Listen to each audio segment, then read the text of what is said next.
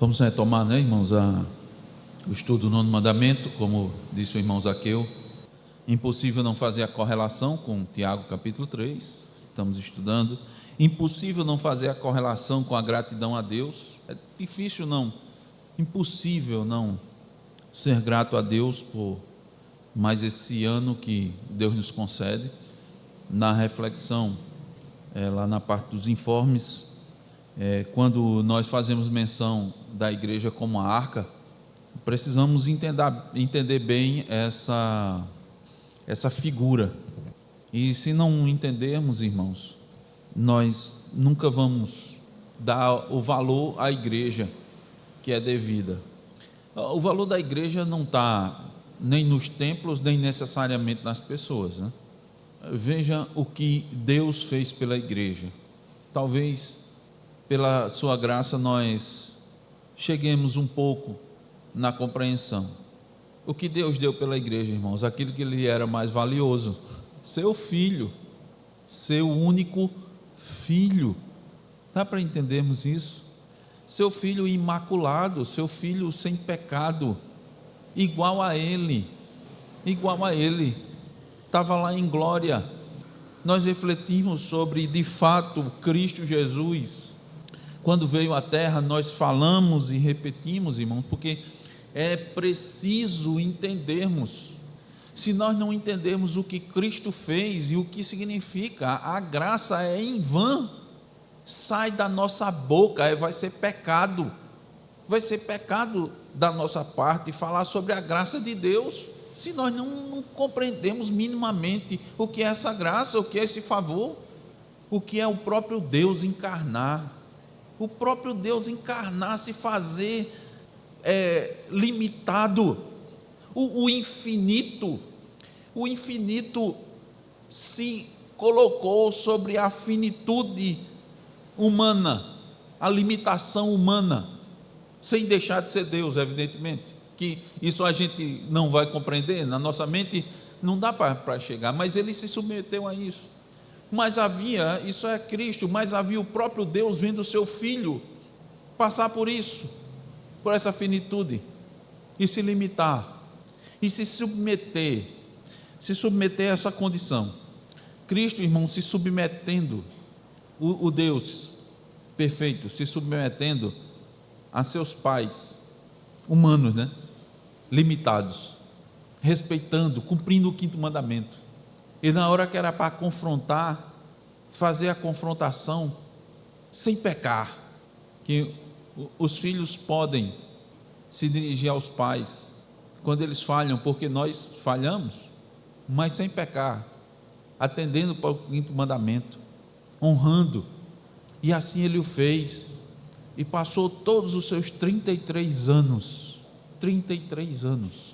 nessa disposição. E o fim da sua vida não foi glorioso, humanamente falando, não foi glorioso. Ele não passou todo esse tempo fazendo a vontade do Pai, se submetendo, amando, para ter um final apoteótico.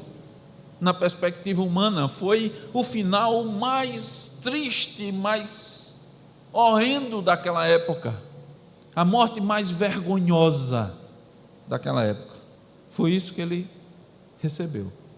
Não só porque a própria crucificação, mas nenhum daqueles 2 que foram crucificados com ele passou nada parecido do que ele passou, mesmo sendo transgressores da lei, mesmo sendo julgados e condenados, porque de fato tinham atentado contra a lei, e ele nada fez. Ninguém passou pelaquela humilhação, pelaquele vitupério, pelaquele escárnio. Esse foi o fim dele. Não é o fim que as pessoas desejam, que quando morre faz aquele cortejo tremendo, e no sepultamento as pessoas na cerimônia fúnebre falam aquelas palavras de reconhecimento. Ele estava lá em cima, as palavras de reconhecimento que ele ouviu foi: se tu és Deus, desce da cruz, salva-te a ti mesmo. Ele pagou esse preço pela igreja, para salvar um povo para si, para que nós pudéssemos estar agora reunidos, para que nós pudéssemos estar entendendo a sua lei, porque ter a palavra de Deus é algo maravilhoso, nas mãos é maravilhoso, mas ter a lei de Deus e não entender, irmãos, é triste, é terrível. Nós não só temos elas nas nossas mãos, nós não só temos esse acesso, nós temos o entendimento. Por isso que quando Cristo pregava, dizia: quem tem ouvidos para ouvir, ouça. Era maravilhoso ouvir o próprio Deus pregando, mas maravilhoso era entender.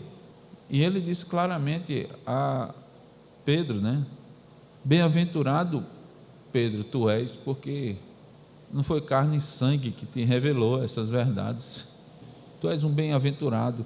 Nós temos noção, irmãos, do quanto somos bem-aventurados? Talvez não. E à medida que nós entendemos o quanto somos bem-aventurados, e quanto mais compreendemos isso, mais nós vamos dar a nossa vida como Cristo assim o fez.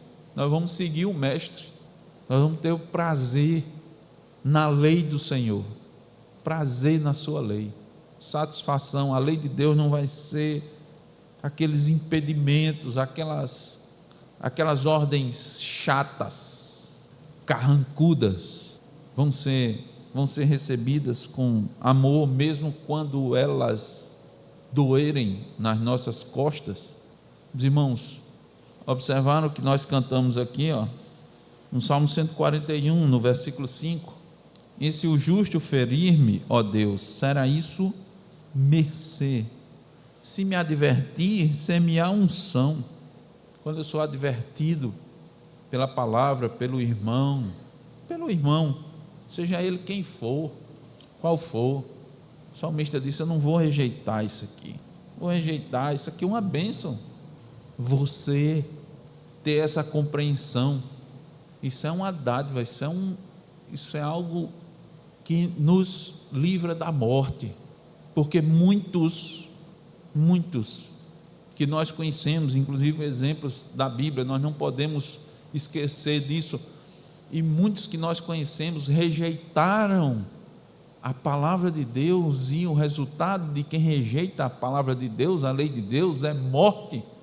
Mas só não é morte biológica, física, é a pior morte, é a morte espiritual, porque nosso corpo, nós já sabemos, ele vai ter um fim, nós já sabemos disso, mas nossa alma não vai ter fim, ela vai permanecer.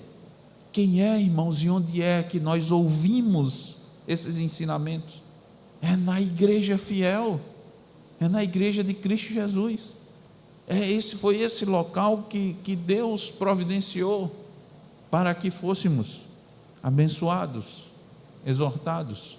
Irmãos, aqui eu colocou numa palavra só, pastor? É de fato numa palavra só, mas quando a gente tem um entendimento, que numa palavra só, nós sabemos que o confrontamento é uma bênção, mas se nós não temos esse entendimento, nós rejeitamos, nós vamos rejeitar a confrontação, a exortação, a repreensão. E quando nós fazemos isso, irmãos, nós estamos saindo do trilho da vida e estamos botando o pé no caminho da morte, estamos saindo das veredas da justiça, e é na igreja que essencialmente você é abençoado dessa maneira. Então jamais nós não temos como desconectar uma coisa da outra, da gratidão a Deus, do favor de Deus, em estarmos reunidos. A igreja é um espanto, irmãos, a igreja é um espanto, e deve ser um espanto para o mundo, porque os verdadeiros cristãos, eles vêm aqui, eles vão cultuar, eles vão adorar o nosso Deus, e eles saem para viver uma vida que não é a vida que eles planejaram para eles mesmos, é a vida que eles vêm aqui para saber qual é a vontade de Deus para a vida deles, e eles se reúnem com esse propósito. É fácil, irmãos, reunir as pessoas, é muito fácil reunir as pessoas.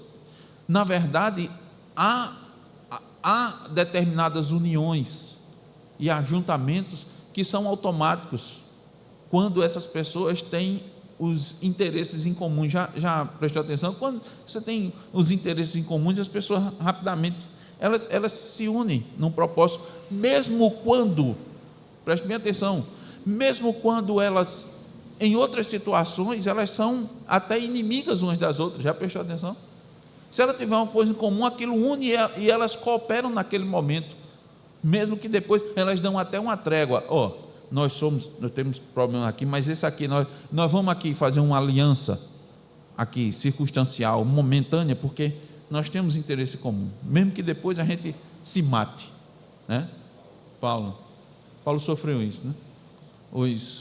Os outros, inclusive o apóstolo Paulo e evidentemente Cristo Jesus, eles deixavam todas as suas diferenças de lado, né?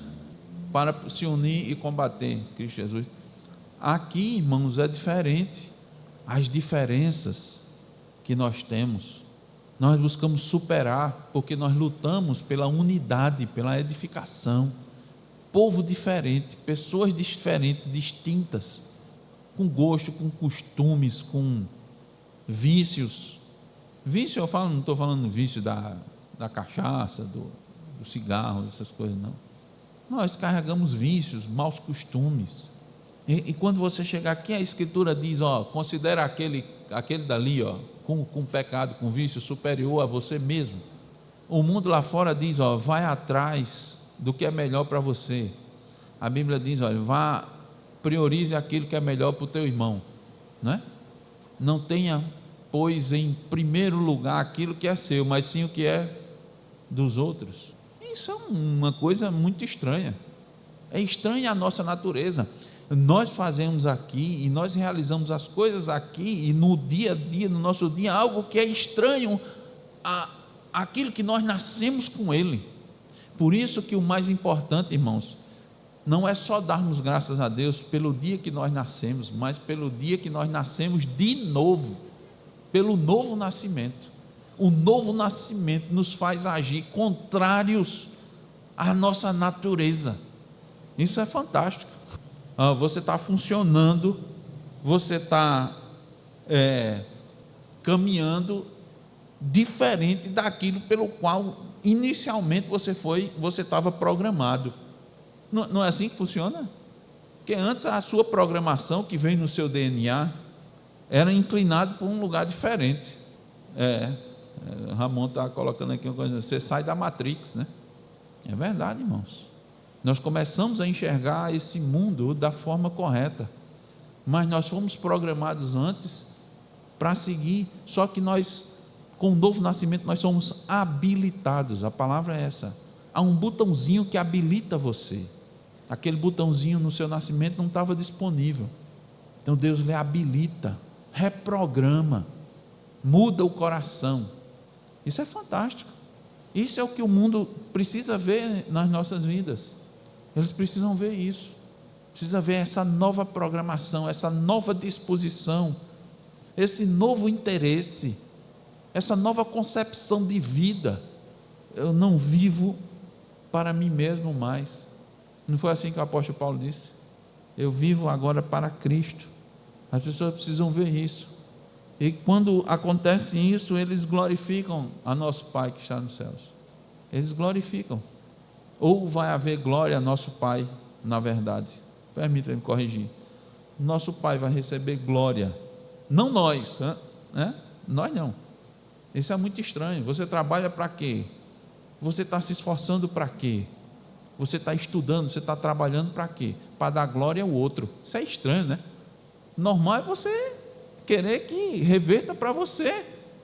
Não. A glória é para outro. Não posso receber glória. Está errado. Mas foi você que fez, você que realizou. Coisa estranha. Não, é para outro. Tudo que eu fiz, eu só fiz por causa dele. Isso é a igreja. Isso é o que a igreja deve ensinar. É estranho e contrário às nossas inclinações, mas isso é o que dá glória a Deus, e nós agora entendemos que nossa vida deve ser direcionada para esse objetivo. Então precisamos agradecer muito a Deus, porque é pela igreja, somente pela palavra. Eu digo, a igreja, irmãos, Por causa da palavra, porque é na igreja fiel que a palavra é pregada, é ensinada. O ensino a gente tem, de ensino da Bíblia, a gente tem aí em muitos lugares, de muitos jeitos, de muitas formas. Mas é na igreja fiel que a palavra é pregada fielmente, e de fato você é ensinado e instruído que a sua vida agora deve ser para glorificar a Deus, e só vai ter sentido a sua vida se for assim, senão não vale a pena. Não vale a pena nem viver, porque vai ser um viver em vão. Isso sob a perspectiva espiritual. Sob a perspectiva humana pode ser diferente, mas repetindo o que o apóstolo Paulo disse, mesmo que eu entregue meu corpo para ser queimado, se não for para a glória de Deus, de nada se aproveita. Aí você vai dizer, não pastor, mas lá o texto é se não tiver amor, né? Amor a quem? Porque se você amar o próximo como a si mesmo, você está glorificando a Deus, não está? E se você amar a Deus acima de todas as coisas, você não está glorificando a Deus?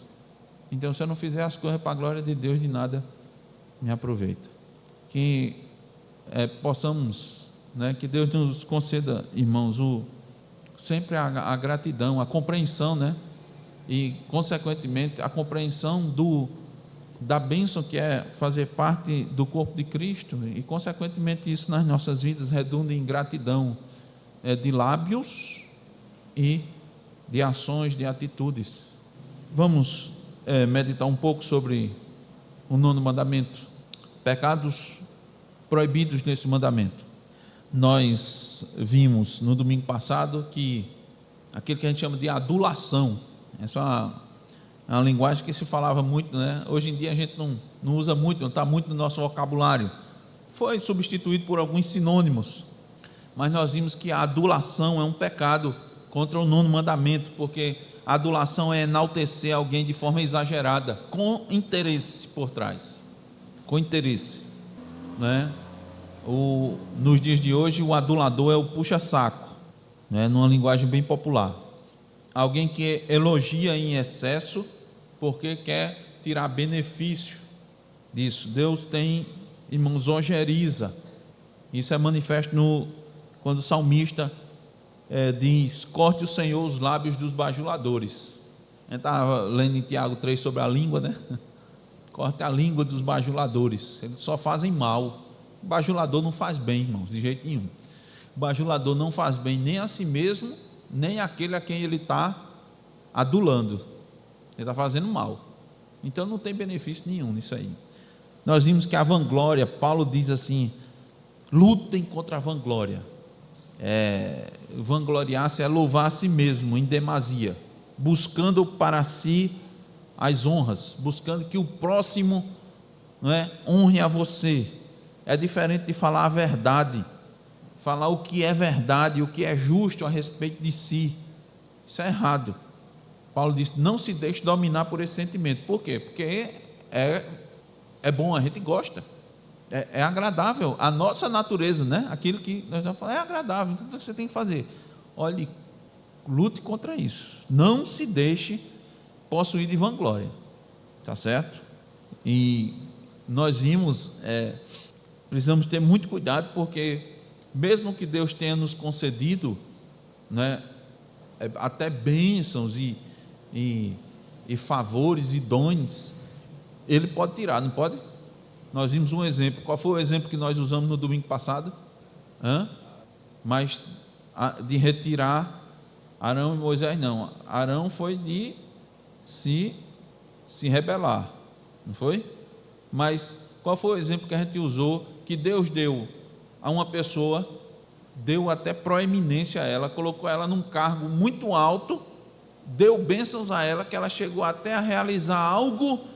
Foi Saul, irmão. Saul chegou a profetizar com os profetas. É bom a gente refletir sobre isso, né, João? Hein, Clesley? Não é interessante? Chegou a profetizar, estava entre os profetas. Olha, Deus tirou dele, irmãos. Deus tirou dele isso. Isso não indica que ele perdeu a salvação, não, viu? Perdeu, não. É que Deus dá, irmãos, até aos perdidos a capacidade de falar segundo a sua palavra. Eu vou repetir, Ele dá aos perdidos até a capacidade deles falarem segundo a sua palavra. Quando eles fazem isso, é Deus que dá, entenda, irmãos, hein? Caifás e tantos outros. Exatamente. Ele falou daquele, não era salvo. Então não se admire não, a gente tem que conhecer mais a Escritura, a palavra de Deus. Não se admire com isso não. Saul foi colocado lá, deu uma enorme manifestação, foi colocado no posto mais importante do reino, de rei. O coração até de Samuel se apegou a ele, não foi? Deus até exortou Samuel, por que você ainda insiste nisso? Eu não estou dizendo, Samuel, que ele não abençoou mais a ele. Samuel é um homem experiente, irmãos, e quando a graça saiu de Saul, irmãos, ele vivia atormentado o homem, começou a tomar atitudes irracionais, sem sentido para um rei. Desesperou-se, começou a agir contrário às suas atitudes corretas anteriormente. Antes ele tinha desterrado os feiticeiros de Israel, não foi? Depois foi procurar um feiticeiro, uma feiticeira. Quando Deus, irmãos, tira a mão, não se admire não. Tem pessoas que estão na igreja, que passam um tempo na igreja e contribuem com o reino de Deus, mas eles não permanecem. Cristo explicou isso, né? A semente, quando cai em determinado local, chega um ponto que a gente não sabe, esse ponto pode ser anos, que alguma coisa vai vir, irmãos, e vai sufocar. Ele cresceu por um tempo, não é? Aquela sementinha cresceu por um tempo. O tempo é de Deus. Dá um exemplo mais claro, tem aí pastores hereges, irmãos, que um tempo pregava tal, e era referência na igreja brasileira. Então não se admire não se isso acontecer. A Bíblia está mostrando, essas pessoas não podem ser mais ouvidas. Vamos aprender da palavra de Deus, não vamos nos deixar levar por outras coisas. Se vier ao mesmo anjo ensinando coisa diferente, seja anátema, até um anjo. Poxa, quanto mais um ser humano. Então Deus pode tirar, cuidado com a vanglória. Teve outro na Bíblia que se vangloriou, irmãos, recebeu a honra de Deus e foi comido por bicho. Hoje em dia pode não ser comido por bicho, irmão, mas tem gente que começa a ter doenças e a doença come ele por dentro, ou não glorificou a Deus. As pessoas não conhecem quem é Deus, e esse é o problema, não conhecem quem é Deus, mas a sua palavra está revelando quem Ele é, como Ele age. Precisamos conhecer a palavra de Deus, senão a gente vai ficar só no acho, eu penso, eu acho que é assim, eu acho que é assado. Então nós vimos isso, irmãos, vimos que elogiar ou depreciar demasiadamente a nós mesmos ou a outros em pensamentos ou palavras é um pecado. Aí entrou, Ramon, naquela questão de Moisés se depreciou, né? Elogiar em demasia é errado, e se depreciar também é errado. Entra em quê? Sempre no equilíbrio, a gente fica falando, né? Ele está mostrando o tempo todo, irmãos, é o equilíbrio e a moderação do cristão. Aqui nós estamos dando graças, porque Deus tem nos dado, tem nos mostrado a sua palavra, nós nos alegramos nisso. Aí depois vem o outro lado. Sabe qual é o outro lado? É conseguir botar isso em prática nas nossas vidas. Aí o equilíbrio, né? Porque a gente não pode ter conhecimento muito e prática pouca, né? Aí tem que vir aqui, tem que equilibrar, não é assim? A moderação. Aí a moderação na palavra de Deus nos faz humildes, nos deixa humildes, não nos deixa orgulhosos não. Na leitura de Tiago foi dito isso. Procure os irmãos, reveja de novo para você ver. Você é mestre, controle, né? Controle é cuidado. Sobre os mestres vão vir mais juízo. Como é que você tem se colocado? Aqui o Tiago está falando assim, como é que você tem se colocado? Como um mestre lá em cima? Como Paulo falou no início da primeira epístola a Timóteo, que nós estudamos? Tem gente que quer ser mestre dentro na igreja e não sabe nem o que diz. Foi isso que nós estudamos, capítulo 1 de Timóteo, 1 Timóteo. Não sabe nem o que diz, não sabe nem o que está falando. Fazem asseverações sem ter nem conhecimento. Então nós vimos isso, cuidado. Moisés relutou e a palavra de Deus diz: a ira do Senhor se acendeu contra ele. Então você nem pode negar a bênção sobre os outros, você nós vamos ver isso, né? Você não pode se ficar se autopromovendo como aquele fariseu, graças te dou ao Senhor, bateu no peito, porque não sou como esse, tal. Os irmãos já sabem da passagem, mas também não podemos negar aquilo que Deus concedeu, que Deus atribuiu, que Deus deu. Isso é pecado. Equilíbrio, é preciso. Nós vamos continuar, irmãos. Vamos agora abrir nossas Bíblias em Lucas capítulo 9. Nós vamos ler os versículos 49 e 50. Pedir a Alicia que leia bem alto aí. Lucas 9, do 49 ao 50. Esse texto fala do seguinte pecado: negar os dons e as graças de Deus. Esse é um pecado que nós vamos enfatizar agora, a negação dos dons e das graças de Deus. Cristo fez uma repreensão aqui aos seus próprios discípulos. Qual foi a repreensão, João? Qual foi a repreensão aí? Não proibiu de quê? Pois é, chegou um determinado momento que estava lá, e isso a gente entender que a graça de Deus, Deus dá a graça a quem Ele quer, tá? Então a gente tem que ter cuidado com isso aqui, para a gente não negar os dons e as graças de Deus. Aconteceu isso aqui: certo homem estava expelindo os demônios. Ele não disse que aquilo era coisa falsa, né? Que era um embuste, como a gente tem nos dias de hoje, né? Muito, não. Mas os discípulos proibiram. Aí Jesus disse, aí eles disseram, nós proibimos, e disse o motivo pelo qual eles proibiram: porque ele não anda conosco, ele não segue conosco, ele não está aqui junto do Senhor. Aí Jesus disse: faça isso não, porque quem não é contra vós é por vós. A graça foi dada a ele. Lembra de Josué com Moisés, num episódio lá atrás? Lembra, Clesley? Tinha outras pessoas profetizando fora, não foi? Né? E ele foi correr e foi dizer a Moisés: disse, Moisés, você está com ciúme? Josué estava amadurecendo ali, sabe, irmãos? Estava amadurecendo. Sim, porque ele tem aqueles a quem ele colocou nos seus determinados locais, e vai usar de acordo com o que o seu querer. Ramon estava dizendo assim: talvez não fosse melhor Arão, né? Melhor não, permita, naturalmente não poderia ser Arão. Moisés saiu, ficaria Arão para conduzir o povo, né? Hein? Mas não era da vontade de Deus. Deus tinha um plano para eles e dotou Josué com a capacidade, mas antes ele preparou.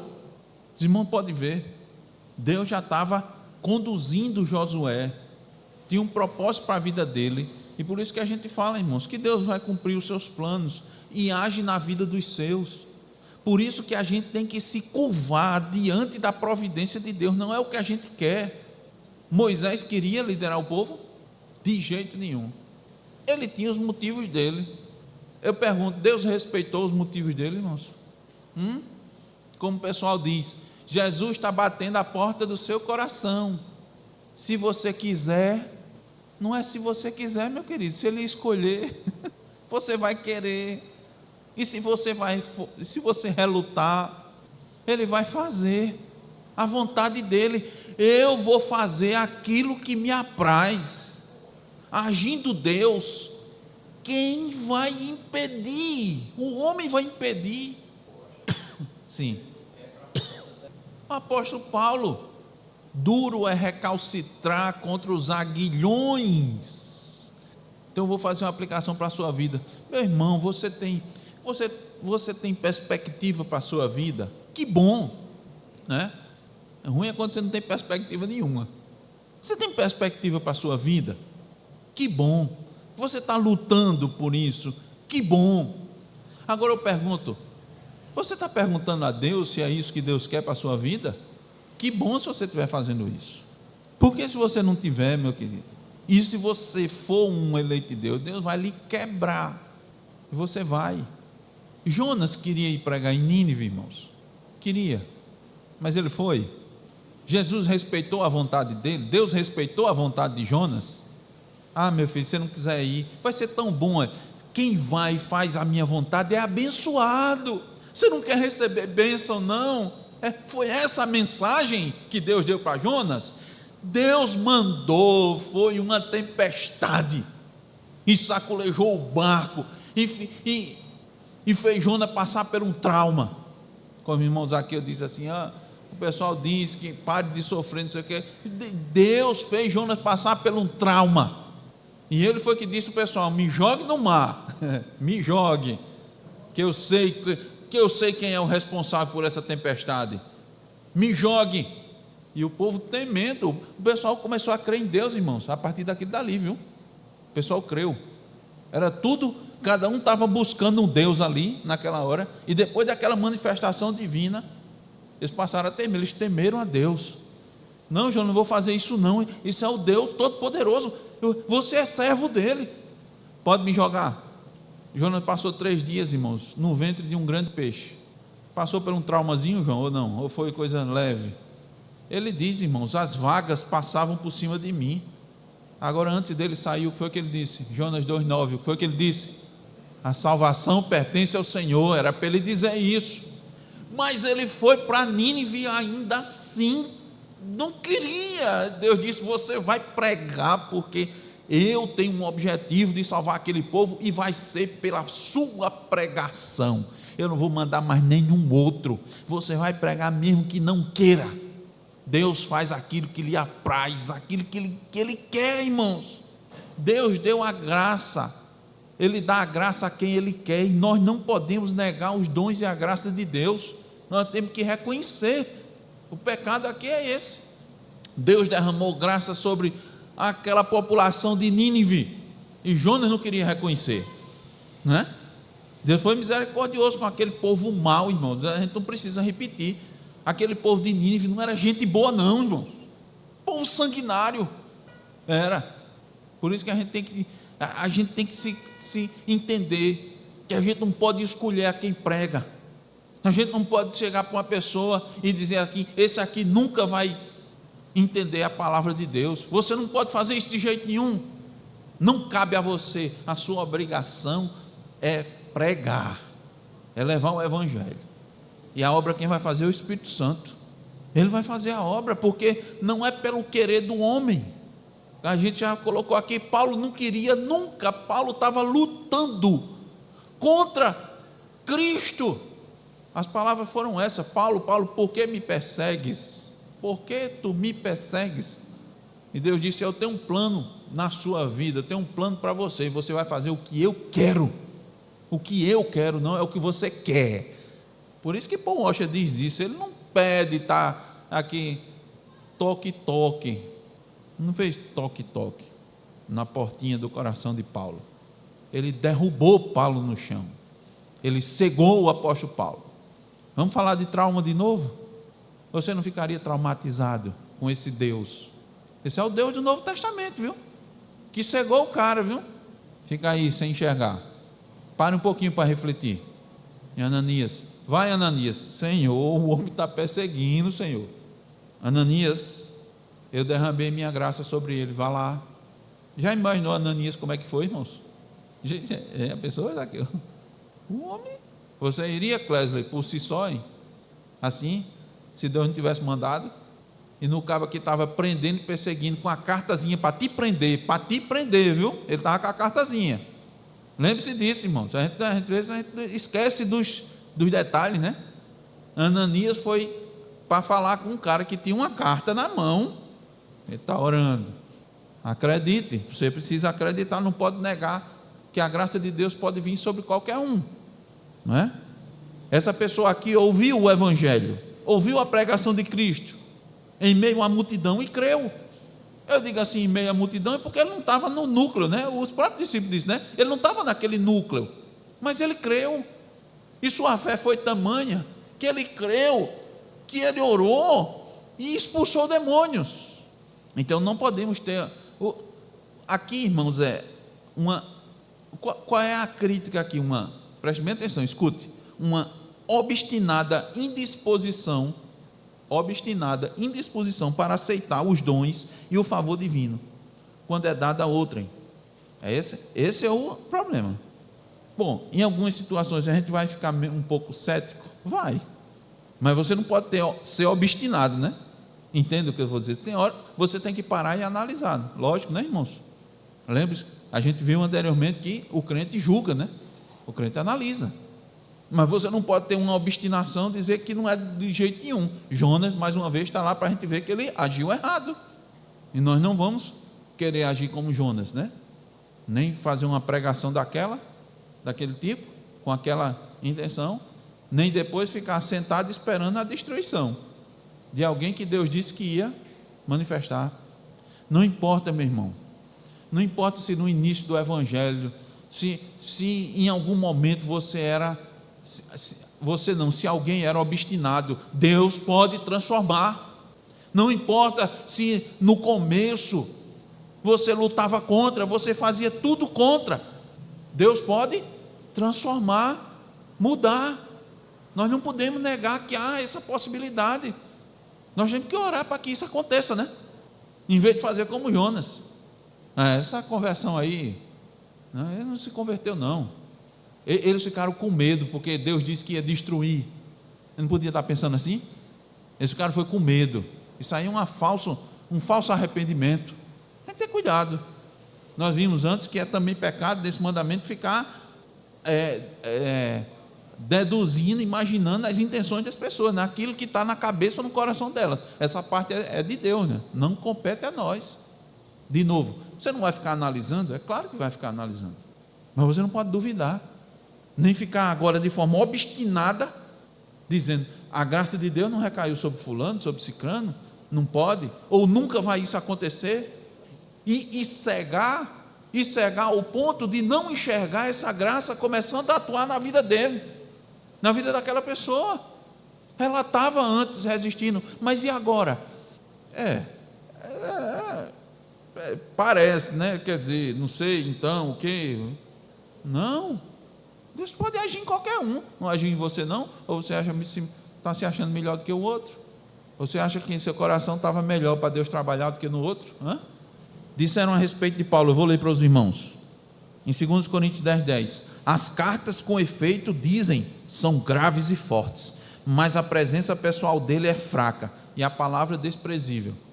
Quem estava fazendo isso, irmãos? Haviam irmãos, preste bem atenção, haviam irmãos que se deixavam influenciar pelos oponentes do apóstolo Paulo, atacavam seu ministério, afirmando que ele não tinha a habilidade que era tão valorizada naquela época de um apóstolo. Ele não tem, ele se diz apóstolo, mas ele não é.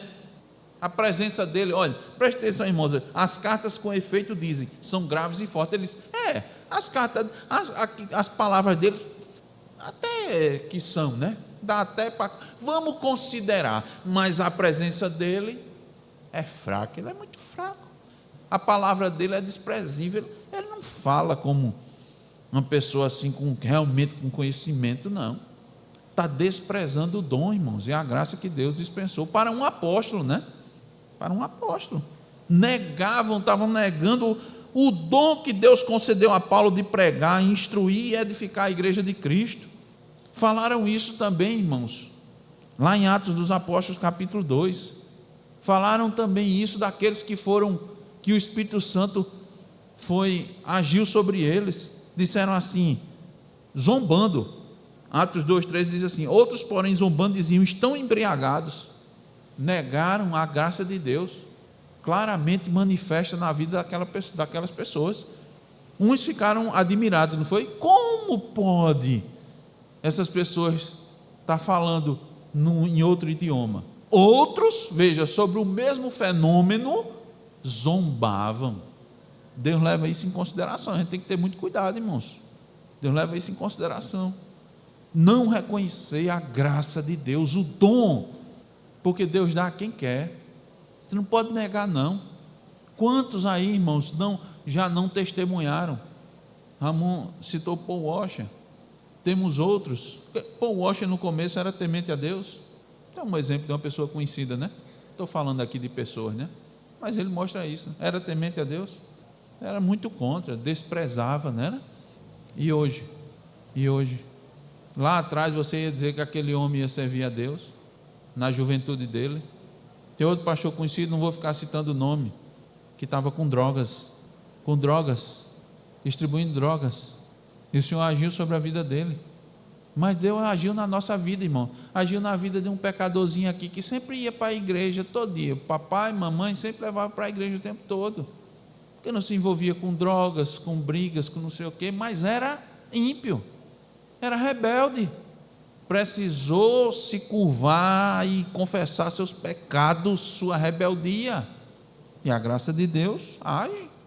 Não podemos, irmão, tem que ter muito cuidado para não negar o dom e a graça de Deus. Isso é um pecado tremendo. Tanto é que aconteceu isso, né? Pessoas dizendo que quem estava cheio do Espírito Santo estava cheio de vinho, não foi? Foi o inverso, foi? Paulo diz: não vos embriagueis, né? Mas enchei-vos do Espírito, né? Aí aqui o pessoal estava cheio do Espírito, o pessoal diz: está cheio de vinho. Isso é terrível, irmão. Deus olha para isso, viu? Porque não é uma coisa assim que dá mais ou menos para a pessoa se confundir, né? É uma coisa muito clara, viu? Então cuidado para a gente não estar negando o favor de Deus, o dom de Deus e a graça de Deus, porque Ele dá, nós vimos, Ele dá a quem Ele quer, porque pela graça sois salvos por meio da fé. Isso não vem de vós, é um dom de Deus, não vem por obras, para que ninguém se glorie. E Deus nos faça, irmãos, entender a sua lei, a sua palavra. Amém.